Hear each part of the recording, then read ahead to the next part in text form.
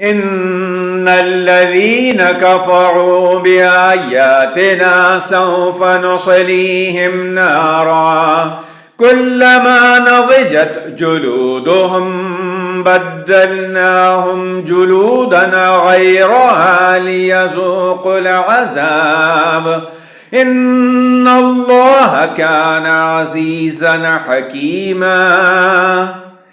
والذين آمنوا وعملوا الصالحات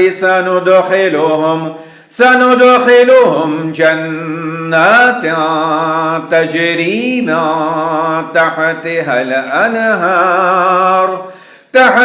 الأنهار خالدين فيها أبدا لهم فيها أزواج مطهرة وندخلهم ظلا ظليلا. إن الله يأمركم أن تؤدوا الأمانات إلى أهلها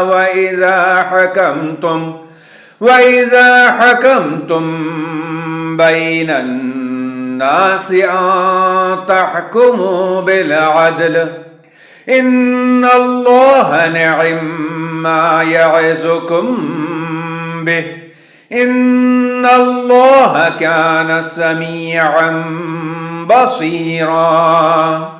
يا أيها الذين آمنوا أطيعوا الله وأطيعوا الرسول وأولي الأمر منكم فإن تنازعتم في شيء فردوه إلى الله